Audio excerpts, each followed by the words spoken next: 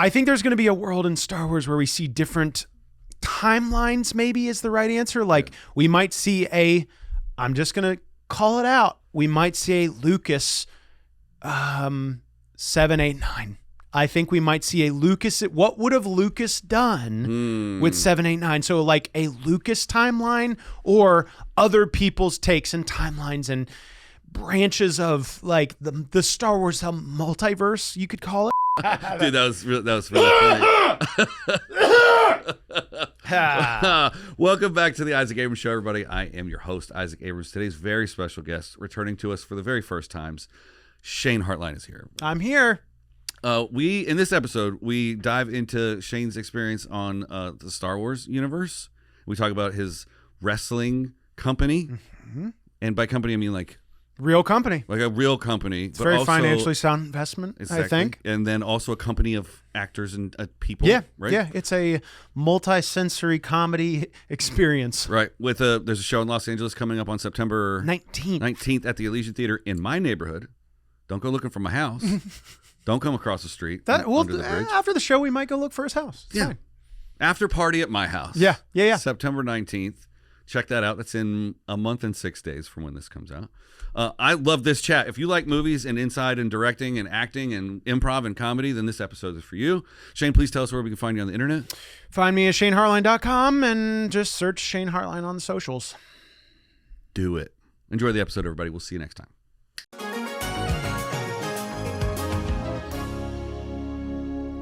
Shane, how are you?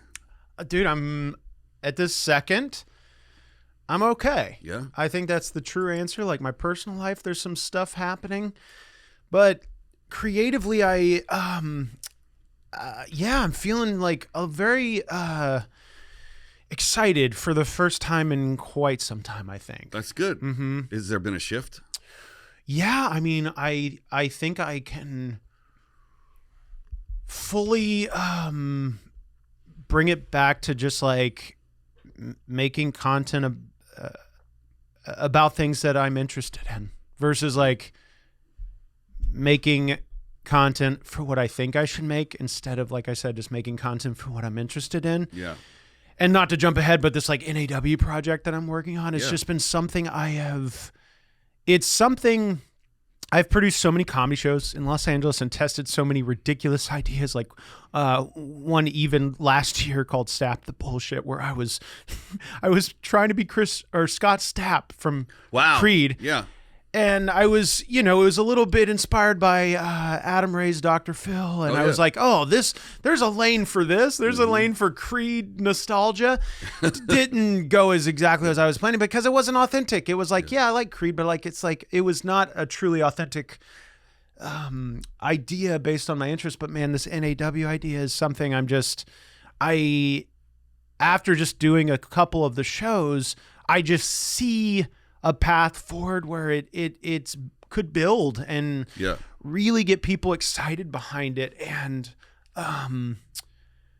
it's just fun. Let's tell people what it's about, because my impression of it is that it's, and I could be way off, but just from the poster and like some of the other like clips and stuff, is it like all the promo that would lead up to a wrestling match, or is there actual still wrestling involved? There is.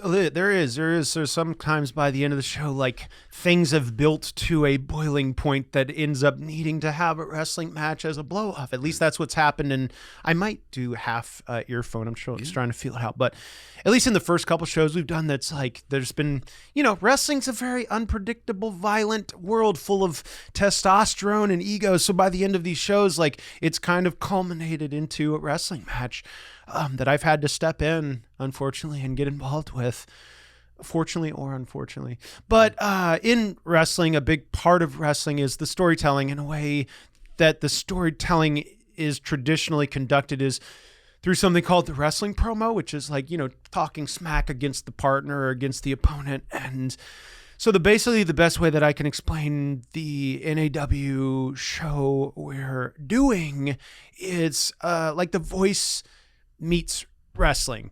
It's a little bit Drewski's Could Have Been Records. It's a little bit, and I don't like to use this reference, not that I don't find the show entertaining. It's a little Kill Tony. It's not as mean-spirited as Kill Tony. Right.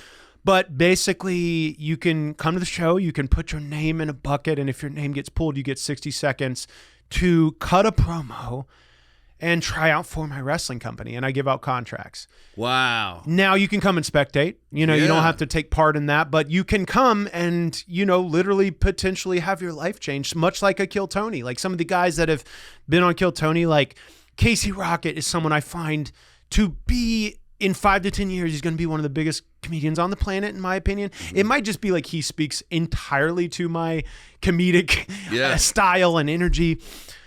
But like that show, this show is, there was never really a show like that before Kill Tony, I think. Right. And in wrestling especially, there's nothing like what we're doing. It's like a wrestling open mic. And, you know, in wrestling, I've like had the opportunity to go teach at wrestling schools and like help with promos. And like, that's one thing that a lot of aspiring wrestlers don't work on as much as the art of the wrestling promo.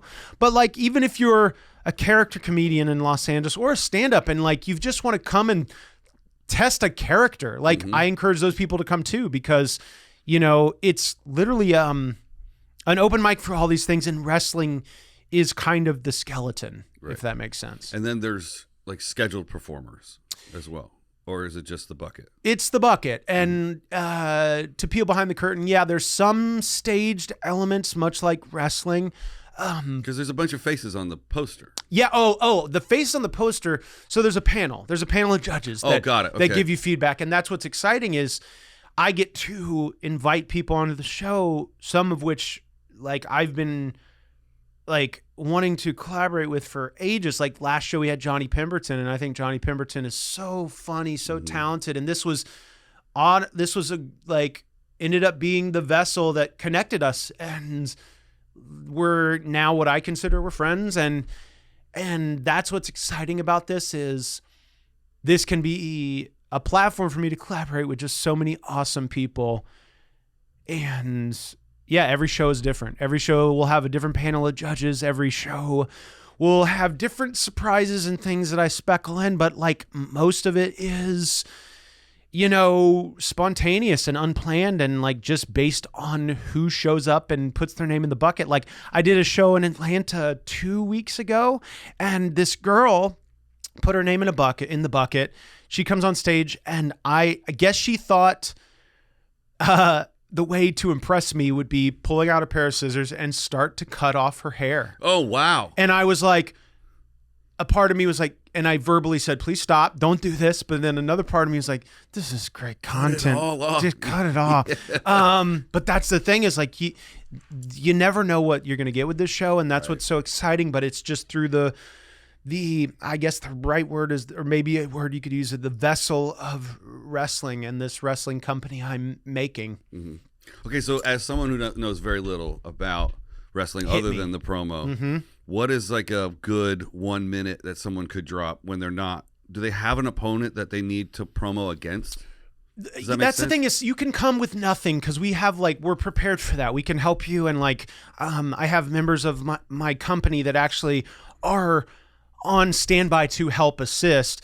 But I encourage people that are coming to the show to take this 60 seconds and make the most out of it. Not only are the cameras rolling and we put it out on YouTube, so you can pull the footage, you can do anything you want with it. There's a panel of people, and if you want to be a wrestler, there's always somebody that is connected in wrestling on these shows. So these people know people. If you impress the right person, who knows what it could lead to. But I always just tell people, come and just make the most of your 60 seconds. Mm-hmm. But, if you needed, if I was to take an aspiring professional wrestler and I was like, hey, come cut a promo. Yeah, come with something. Come with, who is your opponent? What is the event that the match is happening? What are the stakes? Why have they brought this anger out inside you? Why is this match happening? Mm-hmm. If you have answers to all these questions, it's like anything. It's like if you're studying a script for an audition, if you can answer all these questions, it helps with the scenes. It helps to create a story. And so that's what I would probably tell people is just come prepared, but you also don't have to to come and have anything prepped, you know? Yeah. Can I put a clip in right here? Yeah. This is a clip of the show. Who wants their life changed here tonight? You have 60 seconds. Make it count! What are you here to try out for? Commentator or announcer? Peter's kind of playing patty cake with himself? You want to call that commentary? You shut your dollar store Jonah Hill looking ass and sit your ass down. My God! Those pants haven't fit him in about 32 years. You promised me a contract.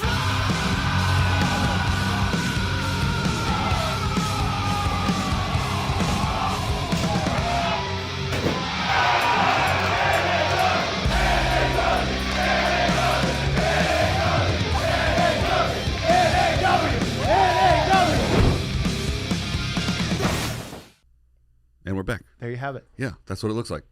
Check that out. Please come. Yeah. Next show is September 19th.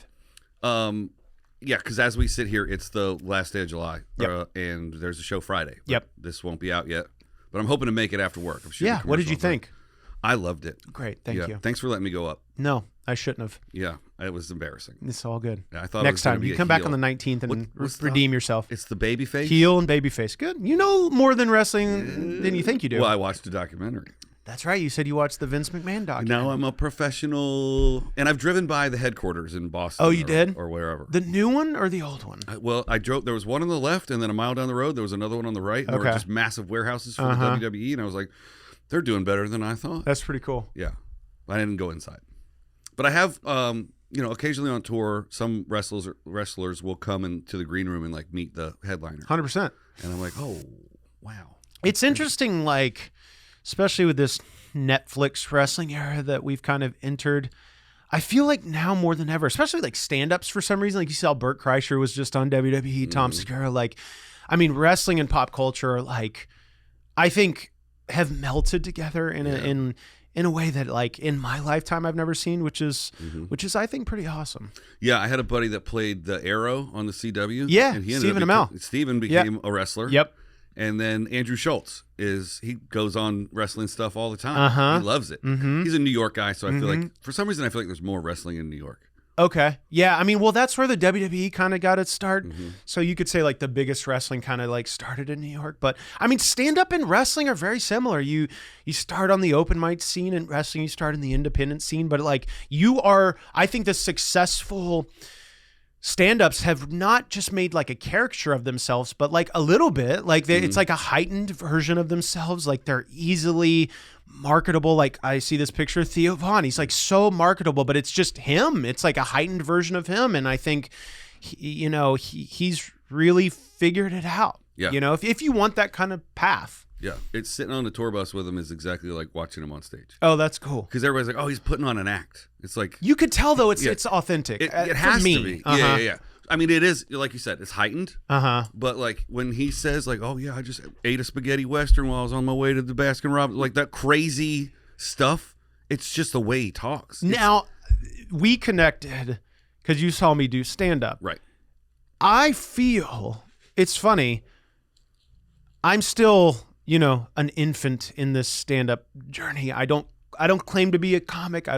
Should I just keep this as my camera? I'm That's looking your at. wide. That's Okay, two cool. shot. That's your single cam. I'm a very much an infant in my stand-up journey, and I don't even claim to be a stand-up comic because I think to claim that it has to be your whole thing, and you have to be doing the mics. And like I have friends that do that, and I have the utmost respect for these dudes. It's not something that I enjoy. And I enjoy doing shows when people reach out to me. But like we connected because you saw me do a show.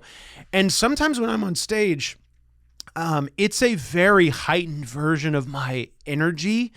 But I don't know. I'm like, is this authentically me? It's what I find fun doing on stage. But it's like, I don't know that it's me. And I know maybe that, or maybe I could ask you this. Maybe that's a part of the stand-up journey is like trying to find your voice on stage. I don't know. Like, Man, I'm only 5 years in. okay. I got some incredible opportunities already for being 5 years in, but I'm also older, so I have things to say. But as far I don't know, because I have the exact opposite lived experience. Like, I have to tone my energy down. Interesting. Like, when I'm on stage, I try and slow it down and I talk slower. Is that what you want to do? Or no, I want to do your level of energy, goofing off. Then why don't jumping you? Around. I just haven't given myself permission to do that yet. Interesting. And I want to do it musically. I sing when I'm walking around the house. If I have something to say to my girlfriend, I'm like, we're out of milk. Like, I want to just do zany stuff. Yeah. Because I think singing is one of the most awkward things anybody can do. And I think just doming songs that's what the kids say. Coming off the top of your dome. I got it. My audience is very old. So I had to explain. That's for the folks at home.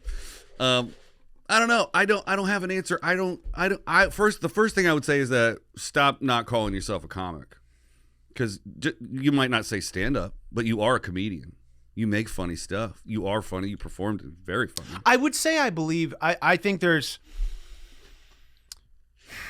a difference in my mind of like what a comedian, what a comic is. I think a comedian is a much broader term, and we're in a time in entertainment where the stages are not just a comedy club anymore. Like, I look at social media as a stage, film and television as a stage, wrestling rings are a stage. Mm-hmm. So in that way, if I'm making people laugh through those stages, I consider myself a comedian. Now, comic to me is a more traditional term for that singular path of comedy club, right? Open mics, yeah.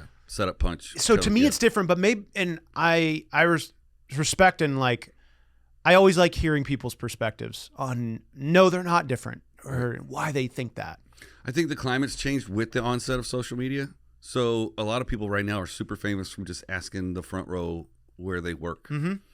Is that comedy? Yeah. It's comedy is whatever it is to your audience. Like, if you can sell tickets and people want to come and enjoy that. Yep. Whatever that is. Some people are 5 laughs a minute. Some people are 5 laughs an hour. But those are huge laughs after a 5-minute story. It's different to every person. It's different to every audience. And the business of comedy is just, can you sell tickets and sell chicken fingers? Yeah. And that's it. I agree 100%. A lot of people, like, I'll say his name. Matt Rife is somebody that a lot of people shit on, and I don't get it, because to me, yes, anybody can do crowd work.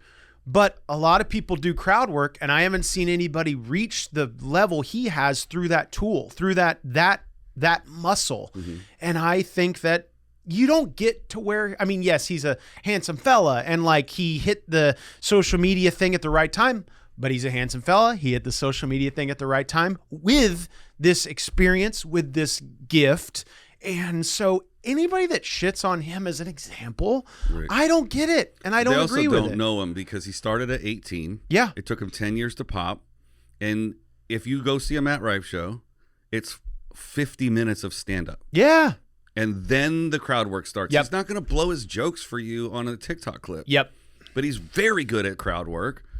And I don't know, he's a friend, and yeah, I know his shooter and his videographer. I guess that's a better term these days, but yeah, you shouldn't say shooter. Yeah, when we film in the airport, I have to say we're filming. Oh man, shooting. I'm bombing this material.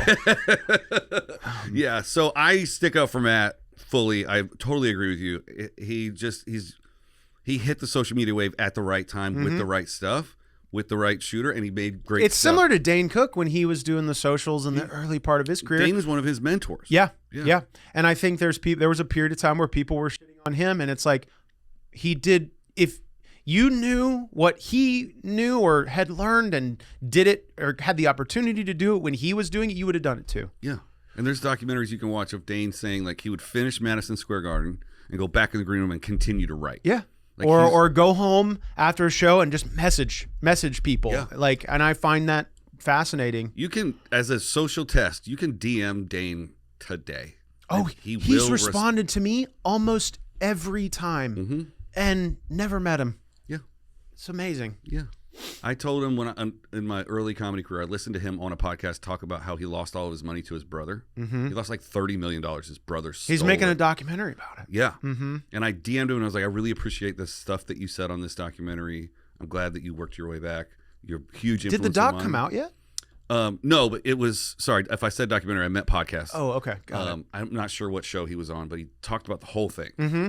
and it took like an hour. And I just told him that I really enjoyed that he shared that. And I said, I look forward to sharing the stage with you one day or having you on my podcast in the future. And he was like, dude, I can't wait for both of those things. Awesome. That's so cool. And then I got to meet him when I was shooting. And of course, I didn't go like, hey, I'm the guy that messaged you this information, but he was just as kind in real life. 100%. Yeah.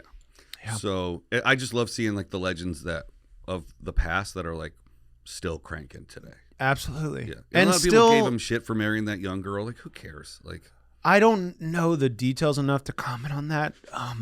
But yeah, I mean, he's always been to message people back at that level, period, says a lot about his character. But to message people back and be positive, and every setting I've seen, like, he's always positive on podcasts. I'm like, that's all I know about him, and I think that he seems like a pretty decent person. Yeah. Yeah. I mean, maybe the skeletons come out one day, but that's not for us to decide, Who are we to judge? Well, we could judge. We could, but we're both sinners too. That's right. And you judge people at your show. Yep. I do plenty of judging. Yeah. Is that enough judging for you? Do you feel less judgmental in your real life? That's funny. I actually don't do a lot of the judging in my show. Like, the panel of judges is like, I try to leave it specifically for those people. But no, I probably still do plenty of judging outside of it. Yeah. Enough. Yeah, I was in a rage when I try not to. I haven't. I go to the same coffee bean downstairs. Okay. They haven't one time ever gotten my order right. So you're judging them constantly. Ask for honey, and I asked for them to put the honey in my coffee because one time it was actually Luke Barnett. We were talking about him off camera. Mm-hmm. In front of Luke, I was squeezing honey into my coffee, and I spilled it all over him. My hand slipped, it hit the cup and went this way, and I spilled coffee all over a guest. So that's why I want the honey in the coffee. Makes sense. Was almost about to lose my Karen shit earlier and be like, put the honey in there. And I was put like, it inside the coffee. I also asked for an extra cup of ice because I was worried that maybe your ice would melt and I would want to offer you more ice. See the treatment you get at this podcast. It's unlike any I've ever been on. Only the best. Yep. I have so many questions. Hit me. We've already recapped like the highlights of your acting career in the opening. Okay. Yes. And it's Obi-Wan Kenobi, Station 19, The Pit, Rock of Ages. Mm-hmm. You've been in a ton of stuff, but I watched the Obi-Wan Kenobi clip before you got Did you? here. Okay. And I know I'm here to talk to you about you, but that is a part of me, dude. Well, what is it like sitting across? I'm spacing on his name right now. Ewan. Mm-hmm. I just finished his motorcycle thing. He has. Oh yes. I haven't watched that yet. There's 4 of them. Is it pretty cool? There's Long Way Round. He goes around the world. There's Long Way Down. He goes to Africa from England, and there's Long Way Up from South America to California, and then this one is Long Way Home, where he goes from Scotland and does all I of gotta Europe. see it. It's just him and his best friend on a motorcycle.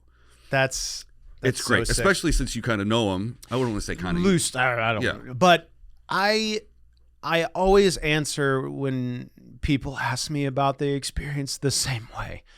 I will never downplay how fucking cool it was. Nice. That's what you want to hear. And it will never not be, I think, one of the coolest things I've ever gotten to do. Yeah. I'll take you back to like the beginning of the process. Got the audition and I started putting the pieces together because it was very secretive. It was code names and all these things. But, as an actor, you've kind of learned over the years, like, I'll just research the director or whatever. And I was like, I think this is Obi-Wan. And I think this is an audition for a stormtrooper. And I think in the scene, I'm auditioning with them. Like, they're in the scene with me. I didn't know it was freaking baby Princess Leia, but I thought it was him. I did the tape and completely forgot about it. It was like 3 or 4 weeks later, and I woke up to a phone call from my manager at that time, and they told me, you're pinned, and it's Star Wars, and we should know within a couple hours. And I was floored. Was it the longest couple hours of your life? Yeah, to put it lightly. And then I got the call that I booked it, and then it was like the confirmation of like, here is the Lucasfilm like release forms and what this is. And there's only been a few times in my career that I've like had to like lay on my living room floor to just like process what has happened. And I remember the casting told my manager, they're like, well, we've got good news and bad news. I'm like, there's no bad news here, but Let's hear it. Right. They're like, well, the good news is you booked it, and then the bad news is your face won't be seen because you're a stormtrooper, but you'll be speaking. And I'm like, no bad news. Right. This is amazing. Yeah. Oh no, the good news, they said. I'm sorry. The good news was that because your face is covered, that opens you to the opportunity. You can return to the Star Wars universe in the future if you were ever to get a face character. And I'm like, still, I'm a part of it. Like, it's a buffet of good news. It's all good. So to wrap this up quickly, I almost died on set. When I got to set, Where did you shoot? I'm being dramatic. It was near Manhattan Beach, a very secretive location. Oh, yeah. Okay. I went one place and they kind of like, not really, but kind of threw us in a van and drove us to an undisclosed location. But before I got in the van and went to set, more nervous than I've ever been, obviously, as I'm sure you could understand. And, just like so many layers. I'm always a little nervous, and there's a reason for that. To take a quick tangent, when I was 5 years old, I was diagnosed with this, or not diagnosed. I was diagnosed when I was 12, but I got it when I was 5, this neurological condition called spasmodic dysphonia that affects my speech. I don't know if you notice when I speak, sometimes it's a little breathy or like sounds a little weird. I do incorporate that into my stand-up sometimes, but I'm blessed by God because I guess most people get this when they're 50, but I guess he thought I was special and got it when I was 5. Regardless, it adds to my anxiety on new projects or auditions or things. It's something I'm working on getting a lot better about. Just to interject, please, I'm yes. very familiar with speech issues. Yeah. I don't want to call it, it's not an issue.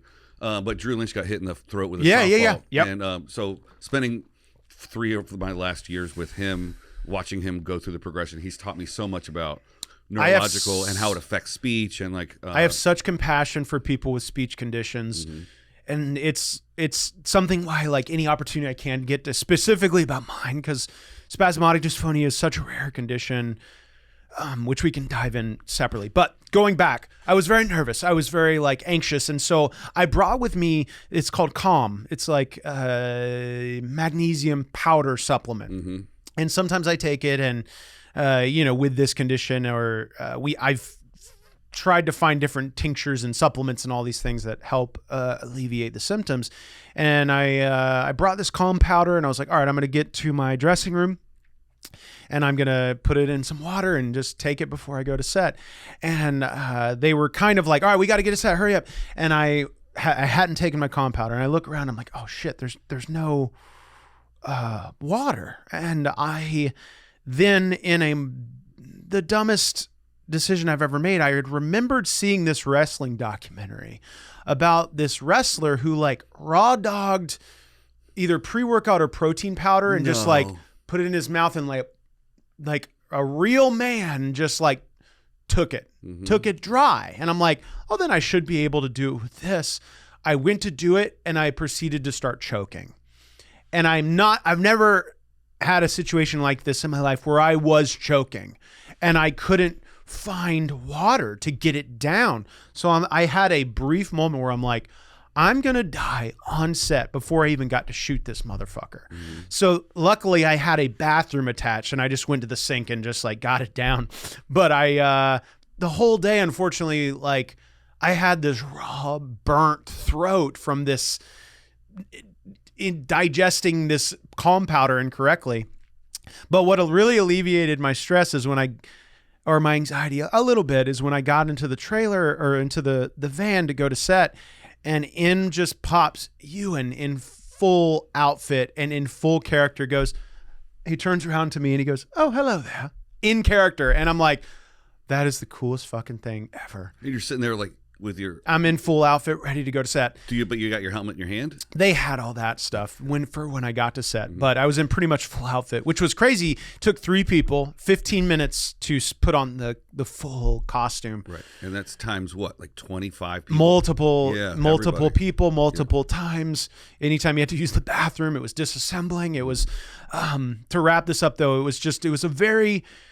it will never not be just the coolest, most surreal thing to be able to do that scene and sit across from these like legacy characters like Obi-Wan Kenobi and Princess Leia, baby Princess Leia. And they're talking about stories from the prequel. And it's just like, I saw the prequel, episode 3, the day before I graduated high school. And like everybody has these different relationships with when they watch these movies at different points in their life. And I'm just like, I will never not say that it was not the coolest thing I've ever done. Yeah. Forever will be. And it's interesting to find out that they don't just voice over. They could. Because they could just shoot a guy in a helmet. I find it fascinating. But I think for like that was a big scene. A big scene in the story. Mm-hmm. It was a big scene in the legacy of Star Wars. Like you're bridging the gap really with these in that scene. I think specifically it was one of the scenes that bridged the gap between the prequels and then the episode 4, 5, 6. Mm-hmm. And yeah, to be a part of it was forever cool. I mean, people send me pictures to autograph as Stormtrooper number 2 from this one episode, and will never not be cool. Do you go to cons? Not yet. I haven't yet been asked, but I would do it. It'd be awesome. I like money a lot. Yeah. Oh, you too enjoy money? I enjoy it. Yeah. I think I like it. Is there anything in the helmet that changes your voice? There isn't anything in the helmet that changes my voice. Actually, 2 funny stories about the helmet. There is sort of something that changes your voice. I guess there was kind of a mechanism that gave it that kind of speakery effect, but I don't remember exactly. But one thing I remember distinctly is it was me and this other AJ Troop. He was the other stormtrooper in the scene, which was supposed to be one character. And because of COVID, they split it to be safe in case one of us got COVID. Right. So we were both in the scene, both of us blessed with big old heads and big old noses. So they had to kind of form these helmets. And then when our head was in it, our noses were like this. Yeah. And so for weeks, because they shot it over 2 weeks and it was three days over 2 weeks, we had these like scratches over the tips of our noses come from just like shoving these masks on, taking them off repeatedly. So it's a one size fits most. Yeah. And we are blessed with the big old noggins that weren't fit for Stormtrooper helmets. Have you met other people that have played speaking Stormtroopers before? I haven't. But it's funny. A couple months ago, I was this close to being involved in a segment on John Mulaney's Netflix show. Mm-hmm. They were, going to, this would have been so cool. And I hope they do this in the future. John, they were going to do a panel of all of these actors who have played Stormtroopers, and they reached out to me, and it was set, and I guess it was going to be part of like maybe their May the 4th episode, but then it just ended up not happening, and it kind of fell through. But I was so pumped. Legal probably got their hands on it. Potentially. Yeah. Mm-hmm. Have you ever been to Skywalker Ranch? No. I would love to. I've been twice. Have you? Mm-hmm. How did you get to do that? So there's the ranch, right? And as you're coming up the road, you could take a right, and there's another ranch. Okay. It's a duplicate. It's a hotel and a vineyard and a winery. And I don't think a lot of people know this. Maybe they do. And if you get on Google Maps, you can see it. But the idea when you get on, I've never been to the actual ranch where his house is and where Dolby Sound or whatever that is. But I have been to the stage they shot all the miniatures on. Oh, so cool. And I've sat in the first THX theater because a friend of mine did promotion stuff for Oracle, and Oracle has their sales meeting at the ranch every year. So there's 200 rooms in the hotel. It's like there's like a 500 seat theater. So they have to bus other people from up the street. So the very best customers get to stay on the ranch. It's just basically a convention center. Oh, okay. And they have a gift shop, but it's like, I'll show you some pictures afterwards. Yeah. But it's insane. That's like, so I wanted sick. to bring a drone and like send it over to the real range. Yeah, and, right. See what's really going on. That's so sick. But that's the closest I've gotten to the canon is in the set shop across the street from the stage. They still have the original Millennium Falcon. I just thought of something. This is good podcast content. I heard this, and it's a TikTok conspiracy, but thoroughly entertaining to me. There's a entertainment film rumor that George Lucas, in secrecy, or very, if you are involved with these things, you probably have to sign a bunch of things. But the theory, the rumor, the conspiracy is that for the past 10 years since George Lucas sold to Disney, he's been in secret making his own features to just do the ideas that he's always wanted to do just for his own consumption. Just to watch him by himself. Just to watch him by himself. That's a theory. Wow. And how genius would that be to then one day release the secret Lucas projects? Like, I mean, he sold it for $4 billion. Yeah. You could make your movies forever. If it's $100 million to make one, maybe let's say $200 million. Yeah. He could make 20 of them. Yeah. And still, that's insane. I find it really hard to believe that 150 crew members and an unlimited would be secret. Yeah. Yeah, unless you get a really tight crew that you've worked with. Maybe these aren't huge movies. Maybe they're just shorts. Maybe. But, I mean, I know the guys that push the dolly on the stage down in Manhattan. Like some of those grips. They don't talk a lot, but they'll tell you where the stage is. Because there's this circular like screen. I walked into it. I got to see it. Yeah. But your scene looked like it was outside. Outside. It was pretty practical. Yeah. It looked deserty. So I would have assumed Santa Clarita or something. We shot a piece of it there. Yeah. How much are you allowed to talk about? I think at this point I can talk about anything. Because it's out. Yeah. But it was a year of I couldn't say anything. Right. I told nobody. It was the most. I mean, my wife, which was my fiance at the time, I told her. She was in the room when I got the phone call. Right. But nobody else. It was so tough because I wanted to. Yeah. That's all you want to do. That's got to be the toughest thing as an actor, like getting a massive breakout role, or let's say you get the lead in a major feature studio picture, right? Well, it shoots for 6-8 months, and then there's a year of post, and you're just sitting around like going to Ralph's. And you know that this thing will be so helpful for you, and there's all these factors. But it was the first time I've ever got to experience that long of a time. Now, Rock of Ages was about a year before it came out, but it was public that I was a part of it, and I was a smaller supporting role, but I was, it was public at that point. I love Julianne Hough. Oh, she was a sweetheart. Yeah. She was a sweetheart. I made 2 music videos for her, and then I was in her backing band for her. No way. That's crazy. Yeah, she was such a sweetheart. Such a sweetheart. I ran into her brother at Guitar Center the other day. No way. Yeah. He doesn't remember me at all. But I was like, Derek, what's going on, man? I guess you got, when you're super famous, people recognize you. I guess you just got to get to the point where you're like, hey, man, good to see you. I mean, yeah. I got to imagine that. Well, especially in the entertainment business, like, again, something we were talking about before the podcast, these parasocial relationships. People feel like they know you. And so, you do kind of have, like the other day I got to work with Rainn Wilson on something. Oh, nice. And I felt like I knew him, watched The Office for years. So it kind of made me a little more comfortable around him. And he was also just the nicest dude. Yeah. His podcast makes him seem. Soul Boom is one of my favorite. One of my favorite podcasts. But that's a part of it, man. I've met. I'm definitely not sitting here like I'm famous, but there have been a couple times where I'll have people come up to me and like I have to be like, how have I met them? How have I met them? That is a part of this business. Regardless of whatever level you're at in it. Yeah. We meet so many people constantly. Comedy shows, film shoots, projects, podcasts. It's like, it is, for me, it takes me a couple times to like really get, James is your name? Isaac. Okay. Takes me a couple times to remember somebody's name. Yeah. You know what I mean? It just is, some Brian, people are really good about it. It's just, I don't know if you heard me, but I said Brian. Is it Tim? It is. Tim Bryans. Tim Dillon is my name. Hilarious.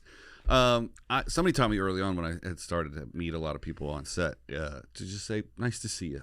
That's what I do. Yeah. That's what I do when I nice. think I've maybe met this person or I don't have a full assurance that I have or haven't. That's kind of the safe route. I also taught my girlfriend that if I introduce her, she needs to go, I'm sorry, what was your name? Oh, have the same agreement Yeah. with my partner. Like if I introduce you first, you've got to jump in, because there is no worse feeling than knowing you've met somebody. Even if it was once, it still just like crumbles me when I can't remember their name. And as soon as they're like, oh, hey, I'm Tim. You're like, of course, honey. Yeah. This is Tim, obviously. Yeah. Yep. Yeah. And then later on the drive home, they're like, you threw me under the bus again. Yeah. I'm like, that's what you signed up for. Yep. 1,000%. That's part of the deal. Yep. You got a short film. Yeah. You have many, many short films, but you have one, Cookie. Yeah. Is that, it seems like the one that's in your bio, that's the one It's the one that it means the most to me for many different reasons. It it was like, okay, let's just dissect it. It was the first time I ever went public about my vocal condition, my neurological condition. Because before that, I was just riddled with anxiety about it in this industry, that I always was like, if somebody finds out about it, it's going to just rid me of opportunity. I'm going to lose. People aren't going to want to work with somebody that can't fully speak in a way they want to speak, even though this is how I speak. This is the paintbrush I use. I couldn't see I didn't have the confidence at the time to just be comfortable with that. And it's still something I'm working on. But the whole process kind of started with me kind of diving into the community very simply on Facebook of people with the condition. And I had this loose idea of like, or I had this calling that I needed to make something to kind of showcase what I could do on a very grand scale. But I needed to I wanted to tell my story a little bit. And then I kind of had the revelation when I was listening to the Duplass brothers audiobook of like, tell your story, and so I got this idea of like, okay, maybe I can make a short about somebody, a little bit my story, but through the voice of another character about the condition. And so the first part of that process was going to the Facebook community and kind of being like, what would you think about this? I am very fortunate at this point to have a very mild case of this condition, but there are people that suffer, that their lives are just stripped from them, And so I sometimes feel a little, I don't want to say guilty because I do have it, but I do feel guilty. I do feel guilty sometimes. It's just a part of the process of where I've gotten at with this. But I was like, I wanted to make sure that I had their blessing to be able to do this idea. And I was flooded with support. So what started as an idea of like, much like many projects that I did before of like, I'll make this with whatever I can, maybe $1,500, whatever, just like I could have done it that way and was fully prepared to. It turned into something that was like, oh my God, all these people want to be a part of this. So it turned into like a Kickstarter project and quickly realized, oh my God, this idea that I was fully prepared to make for $1,500. We ended up getting $50,000 to make this.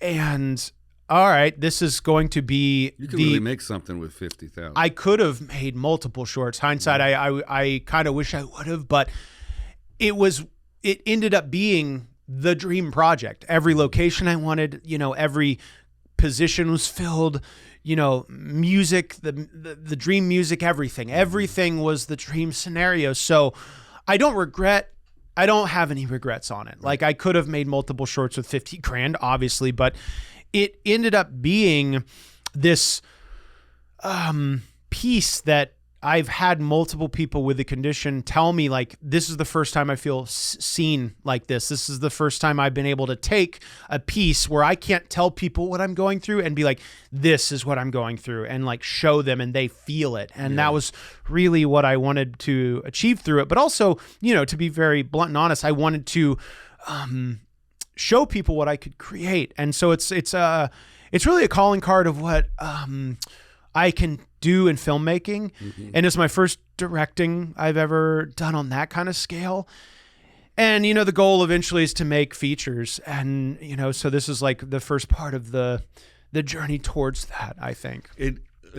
you want to make features as a director? I want to, kind of the Sandler route is like really, if I could snap my fingers and have anything, I enjoy making projects with my friends so much. Everything I make, my thought always is, and I don't try to suppress this. A lot of times some people have told me in the past, like, you don't think of yourself enough first. I'm like, I don't know. I feel like I kind of do, but like, I just want to include my friends in things. Yeah. And so I look at what Sandler has done and I'm like, God, that just seems like the dream. You kind of get freedom. He's built this reputation enough to where he gets full creative freedom, it seems, to just make the things he wants to make. Yeah. Some projects are serious, some projects are goofy and silly, but he brings his friends in, and that's what I want to get to. And NAW is kind of a path in that direction. Cookie, my short, is a path in that direction. Everything is a path in that direction. Yeah, I love that. There's a reason why you see pictures of like Sandler, Spade, Schneider, spacing on the fourth guy's name. I actually know. Nick Swartzen. You see a picture of those four guys, and instantly in your head you go, this movie, this movie, this movie, this movie. Yeah. And it's like, that's exactly what I want to do. Yep. I just want to find like 10 people who want to make fun stuff and just go make fun stuff until someone dumps and some not money all on the it. things I want to make are comedy. Like Cookie is a very dramatic film, like heavy film. But you can have fun making a Cookie. I had, I want to make every kind of movie. I want to make comedies, obviously. I want to make, my next short is coming out. By the time this comes out, it might already be out, but it's a wrestling mockumentary that I would love to turn into a feature. Yeah.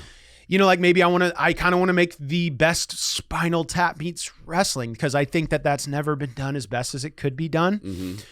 So that probably is the next big thing I'm going to really try to make that makes the most sense.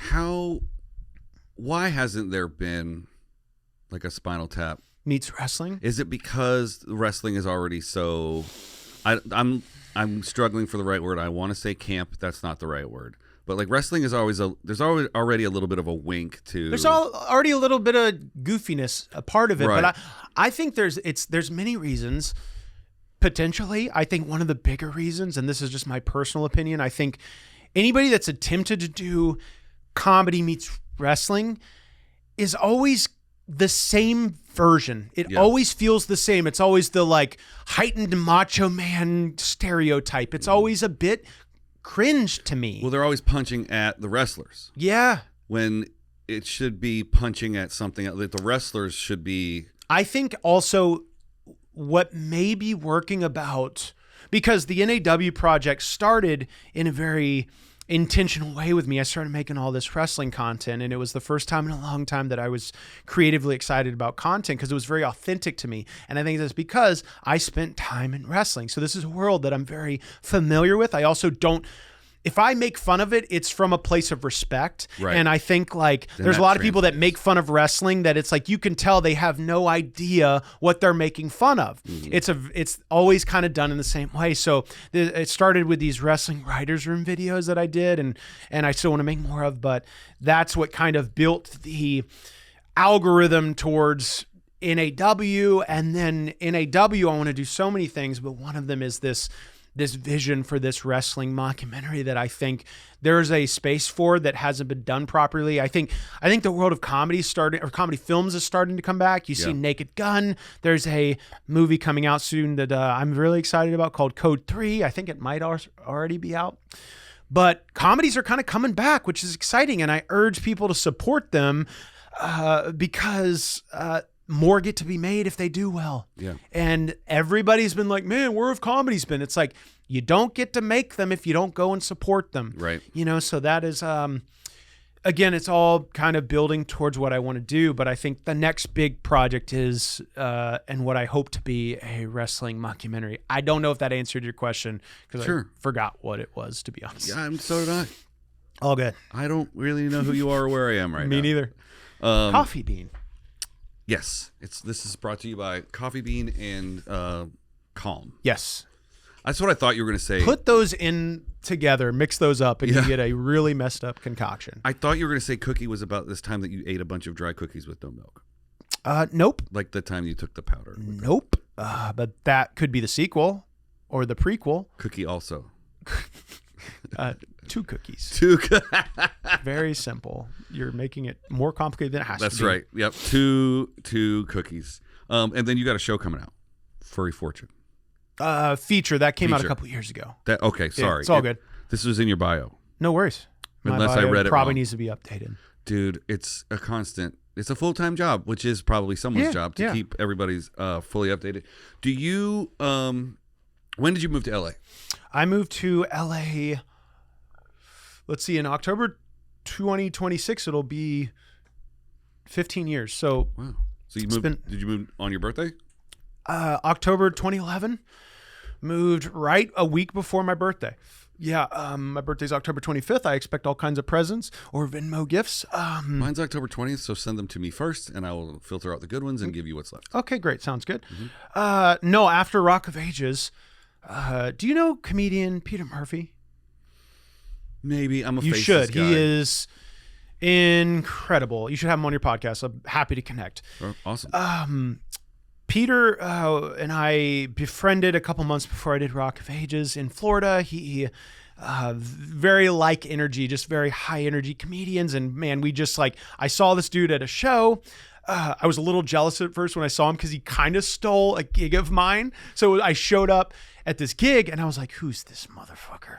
And then immediately was like, oh my God, he's the best. He's the coolest. You And want to so hate him, but you love him. that night we became instant friends. And so we just quickly were like, let's save up money. We both wanted to move to Los Angeles. I ended up booking Rock of Ages, had more money than I've ever had in my life. And I knew if I stayed in Florida, I would have wasted it and just would have blown it. And so You booked Rock of Ages from Florida? yeah, they shot in Florida. So they cast all the supporting parts mainly in the Southeast. Really? They brought in a couple from Los Angeles, but I could have sworn, and this is movie magic, right? I could have sworn they really did the strip. oh no, they remade the Sunset Strip in Miami. They transformed. It looks perfect. It's incredible. They really they took a freaking what do you call it, a trash dump? What am I trying to say?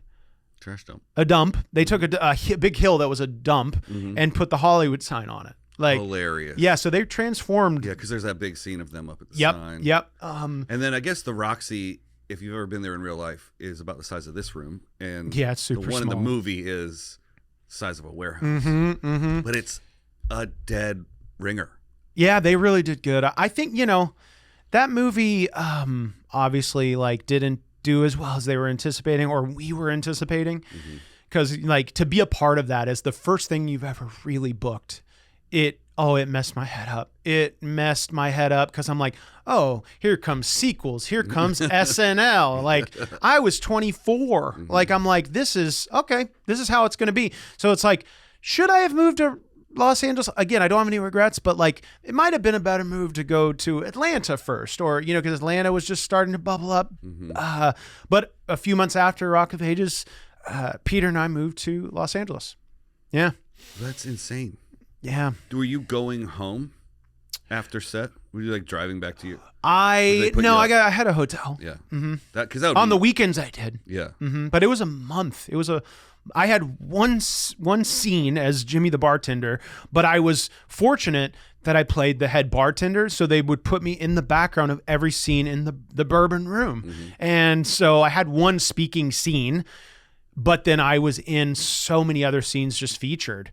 So I worked a whole month on that movie, which was it was life-changing. It was really life-changing.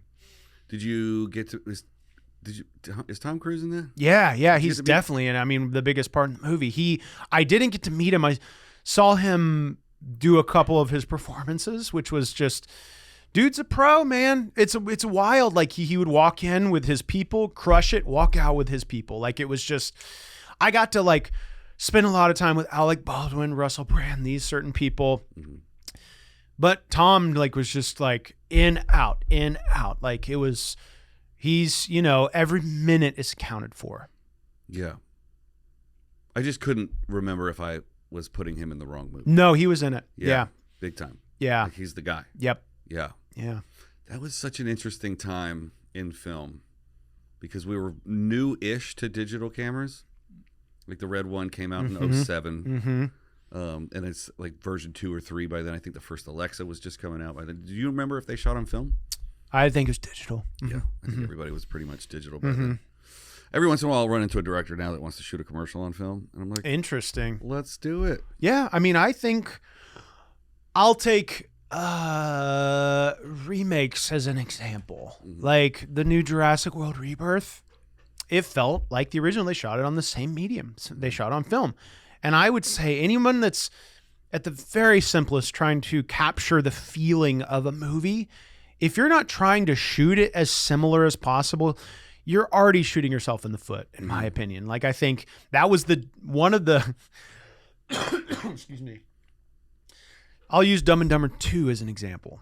The sequel with Jim Carrey, Jeff Daniels. Right. Because there's rewatch that in standard definition. It feels like a different movie. Right. And it is more enjoyable to me because it feels a little bit like the original. It sounds crazy. Just try it, because they shot it on such a different medium. It just, at its granular level, like feels different. Yeah. And using that as an example, when you have these movies that are like, oh, we're doing a sequel 20 years later, the fan base, the least you could do to honor them is to make it feel as similar as possible. And there's a lot of ways to do that, but I think the simplest is just how you shoot it. Yeah. Have you seen Happy Gilmore 2? I did.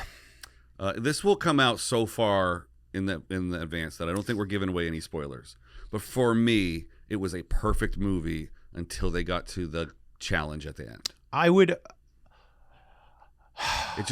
think it just rounded the corner. I liked the first 20 to 30 minutes very much, I will say.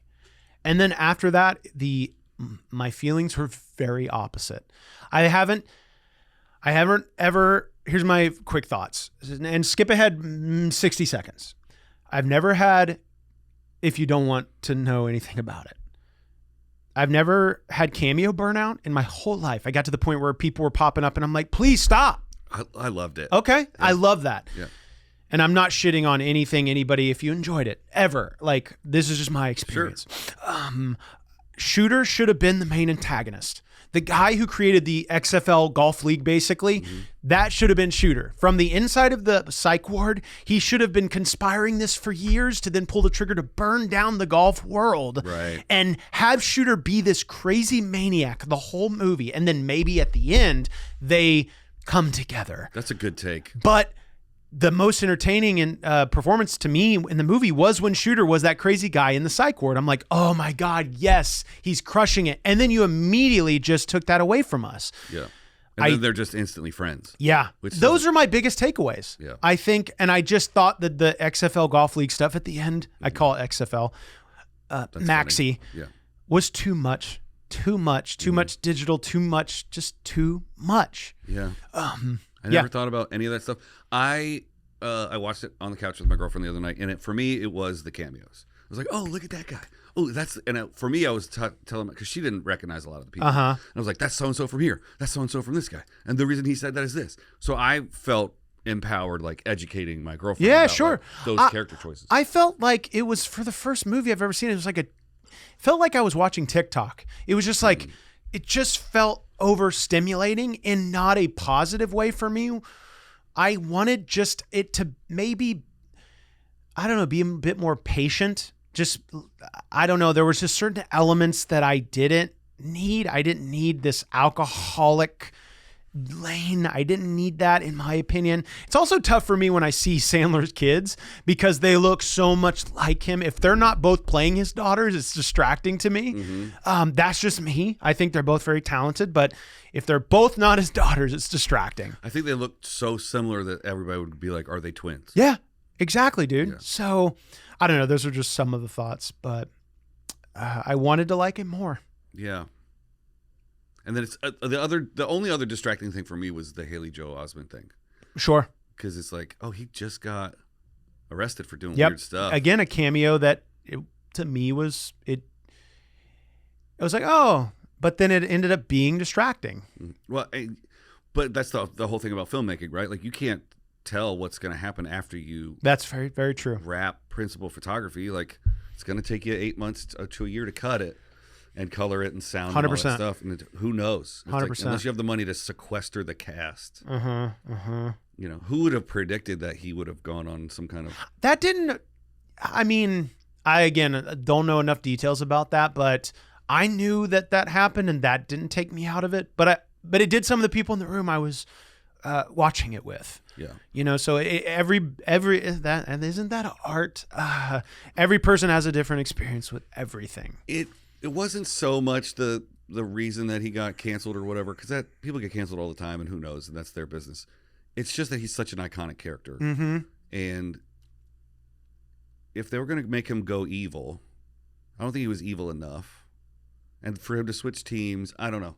We're spoiler alert, but I don't know. I just don't know. I mean, maybe I'll watch it again, and see with a new, fresh set of eyes, or maybe I'll go watch the first one. I'd rather just watch the first one. Yeah. Now I also want to go watch Dumb and Dumber in 3:2 at 720. Yeah. 480. Watch it in SD and then tell me what you think. That's so funny. I wonder if they framed it for like CRTs. Interesting. Like I don't wonder know. if there's just negative space on the left and right. Like, could you watch it in 3:2 and just? I don't know. Funnel it through an old CRT. See how it feels. Yeah, I don't know if I even have one. I don't. I just got one recently. Yeah. I love just popping in a VHS and just like letting it play. Just the aesthetic is just nostalgic. I have a buddy that buys vintage televisions and he puts a little chip in them. Oh wow! And they play like 4 hours of Hawaiian movies in black and white. Oh, fun. Or he'll put a fish tank in it or whatever. But like he has like the, just a little thumb drive. Yeah. And it'll play on a loop for 50 hours or something. That's pretty cool. Yeah. Nice. Do people ever confuse you for Chris Pratt? So much. Yeah. So much so that and I don't mind it. I think he's a very handsome man. I think he's very talented. I've actually, connected with him in a very funny way. I was getting this for so many years, and in 2015, I was like, all right, I got to do something with this, whether it's a piece of content or something. And then I had this idea hit me to do this variety show, kind of publicity stunt called the Hopefully Chris Pratt and Shane Hartline Show. It was at the iOS Comedy Theater. Rest in peace. The idea was to do this one-off show with a ton of like social media content and publicity to hopefully get him to come and crash the show and make an appearance. He didn't come, but the theater liked it so much that they were like, just do this monthly, because it was a lot like if you come to one of my NAW shows, the same kind of bonkers Pee-wee's Playhouse kind of energy. But it was just a variety show where I got to host it and have all my friends do bits and stuff with this through line of having Chris Pratt come to the show with us. So we started doing it monthly. And I think it was show 7. And I wake up the day of show 7 and wake up to a text from my friend that's like, dude, you're not going to believe this. I'm at yoga. Chris Pratt's here. I'm going to go up to him and tell him to come to the show tonight. I'm like, yeah, okay, do that. And he calls me like 10 minutes later and he like proceeded to tell me that Pratt knows about the show. He loves the idea and that he's going to come to the show that evening. What? So that whole day I'm like, oh, I was just like, he'll never come. Right. And that allows us to just do this show forever as long as we want to. But I started having to like, all right, what do I do now? What do I do with him coming? Didn't tell anybody else. We get to the show. My cast still doesn't know. And I'm like, oh, this is going to be so great. The theater, I think I might have told the theater so that they could like prep. But then all of a sudden the buddy who exchanged numbers with Pratt that kind of facilitated this walks up and Pratt is FaceTiming him. And I'm like, he's like, he can't come, but he like wants to like FaceTime into the show. And I'm like I had one of those like, what I call like epiphany of genius creative moments where I was like, I know if he's FaceTiming me, I can't reuse that. It'll just be in the moment. Have him text you a video and we can put it up on the projector. And then I knew I could use that video in perpetuity forever. Mm-hmm. And so at the end of the show, I surprised my whole cast, the whole theater, with like popping up this video of like Chris Pratt. And at the time he was still married with Anna Faris. And so it was him. And he said in video, post-coital, he's like, hey, Shane Hartline, Chris Pratt here. And so I have this clip of him saying my name, which I used on top of reels and show footage forever, for so many years. And then we connected that way. We follow each other on Instagram, and yeah, so long-winded answer. Yeah, I've gotten that quite a bit, and it in turn turned into this like comedy show, which was very much the foundation for the energy of my NAW show. But still no face-to-face yet. I mean, first of all, that was an amazing answer. I thought you were like, nah, I just get it all the time. No. But I didn't expect that. Not yet. Not a face-to-face yet. But yeah, it might happen. It feels like you could double him, or I know you're doing your own career. Yeah. Like, if they were like, hey, you want to come to Hawaii for play 6 brothers months? or something? I've always said we could Yeah. play brothers. You know, you need a more attractive looking brother, I assume, at some point. Yeah, and then you could also be like the little brother. Yeah, right. He's a few years older. I'm a lot goofier. That's an amazing answer. The stories, I could talk to you for another 6 hours. Star Wars, Yeah, dude. comedy, We'll do this wrestling, again. absolutely. But let's do a couple of Would You Rathers. Let's do it. And these are my clippable clippies. Yep, clippies. Clippables. Hit me. Would you rather get dumped by text message or get dumped in front of all your friends? I think in front of all my friends, truthfully, that's what my gut is saying. So I immediately have people to give me sympathy in the moment and hug me and console me and drink with me. Wow. I would go the opposite. Because if they see it happen and I'm dumped, they're going to be like, come here, Shane. I have instant comfort. And I don't like sitting with myself when heavy shit happens. I need people. I need people quick. Yeah. I'm also a people person, but I have been dumped on my birthday via text message. On your birthday? Oh, yeah. Oh, what the hell? Couldn't she have waited a day? Right. She dumped me on my birthday. I was dumped on my birthday before too. What is it about October? I don't know. The freaks come out. Yeah. I don't So know. I would prefer text because then I could tell my friends when I want. Okay. Would you rather have a credit card with an infinite amount of money or have superhuman strength and agility?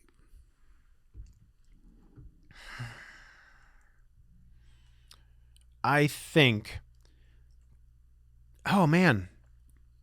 Well, both could bring a lot of good to the world. But you know what they always say? To take care of other people, you got to take care of yourself first. And so I think the strength could get me only so far, but infinite amount of money could really take care of me, especially like the current financial situation I'm in. So I think the credit card only because I could take care of myself and then take care of a lot of other people. I'm going opposite again. Really? I think that if I had superhuman strength and ability, You could rob any bank you want. I could rob banks or casinos, but I could also be a showman and I could earn infinite amounts of money. But I could buy the smoke and mirrors and make people think I'm special. Yeah. Yeah. There's a certain level of anonymity that you get with just being a rich dude. With the strength and ability, you could. I get to be Bruce Wayne. Yeah. Dream role is Batman, like many people. And I think that if you're rich, you get to buy all the toys. You know, maybe it's my secret or deep desires to be Bruce Wayne. Yeah. Maybe you want to be Bruce and I want to be the Joker. I love it. He doesn't have superhuman strength or ability. Maybe Bane.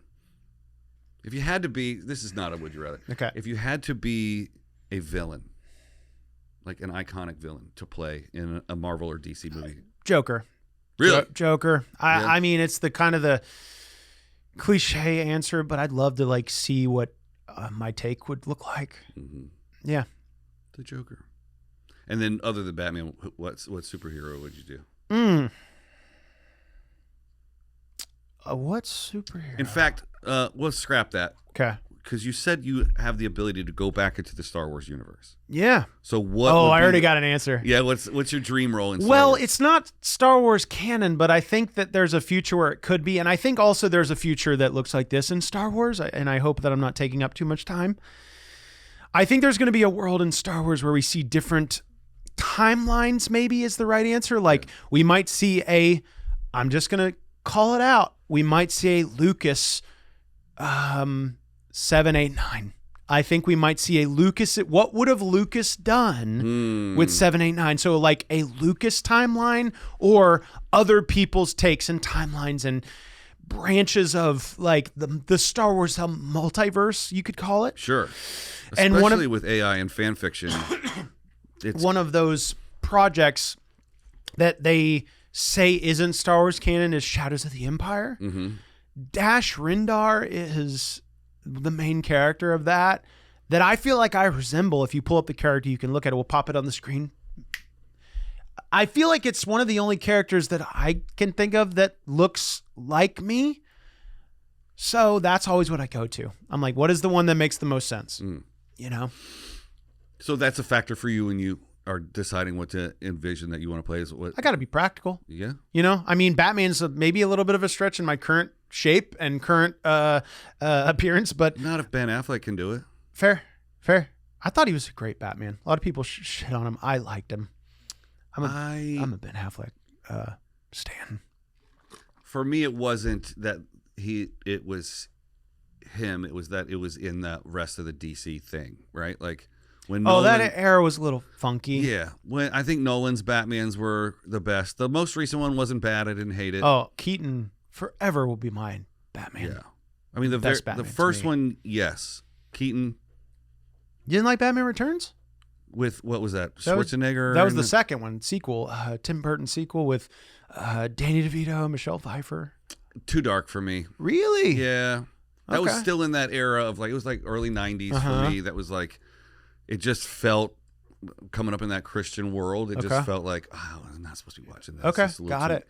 I was just like dark for dark's sake. I was never a Tim Burton guy. Uh-huh. Like I enjoy it now, Uh-huh. but as a child, I was just like, that stuff's creepy and scary. I never got you. watched I got you. Cool. All right. it. And then last, would you rather? And by the way, I'm in no rush. Okay, I am. I got a pee-pee. Oh, same. Okay, we have the This urination coffee bean is station. coming right through me.